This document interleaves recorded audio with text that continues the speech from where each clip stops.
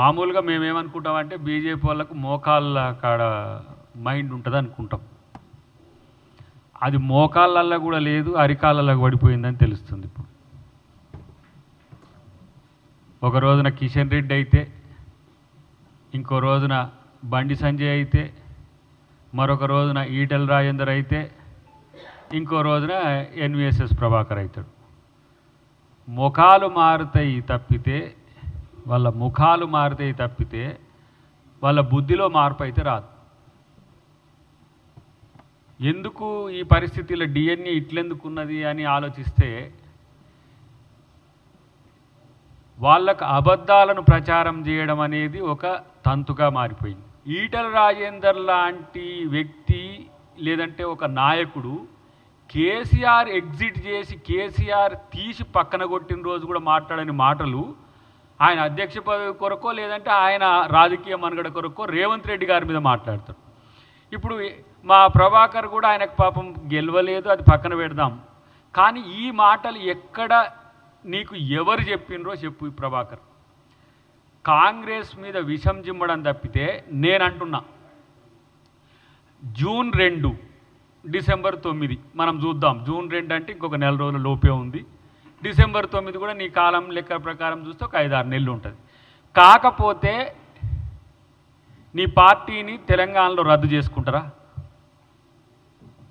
BJP పార్టీని తెలంగాణలో రద్దు చేసుకుంటారా? ఎందుకు పనికిరాని చేతగాని మాటలు? మీరు పెంచి ప్రోత్సహిస్తున్న ఆ ట్రోల్స్తోని వాట్సాప్ యూనివర్సిటీలతోనే తెలంగాణ ప్రజలు తెలుగు ప్రజలు కన్ఫ్యూజ్ అవుతున్నారు.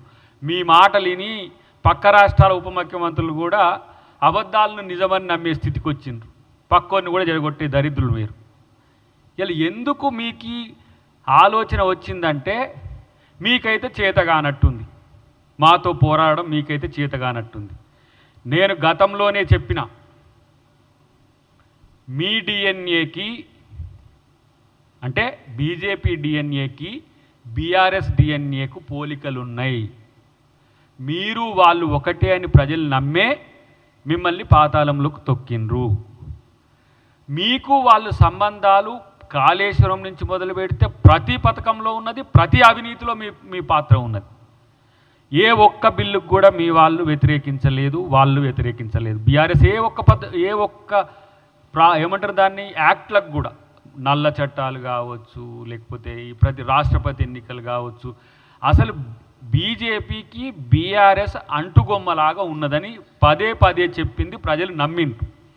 ఇప్పుడు కాంగ్రెస్కు బీఆర్ఎస్ని అంటగట్టాలని చూస్తున్న మీకు నిజాయితీగా నీకు దమ్ముంటే, ఇది ఎవరి మధ్యన డీల్ జరిగిందనే విషయం, డీల్ ఓకే అన్నావు కదా, ఎక్కడ జరిగిందో చెప్పే ప్రయత్నం చెయ్యి. గిట్లనే గతంలో కూడా ఒక కారు కూత కూసి అంతా ఏమైందో నీకు తెలుసు.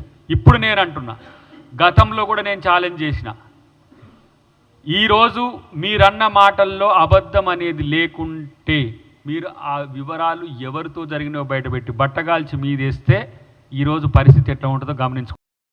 విదేశాల్లో ఉన్నత విద్యను చదువుకోవాలని అనుకుంటున్నారా? అయితే వెంటనే ఫ్లైగ్రాడ్ ఓవర్సీస్ ఎడ్యుకేషన్ కన్సల్టెన్సీని సంప్రదించండి. మీ విదేశీ కలలను సాకారం చేసుకోండి.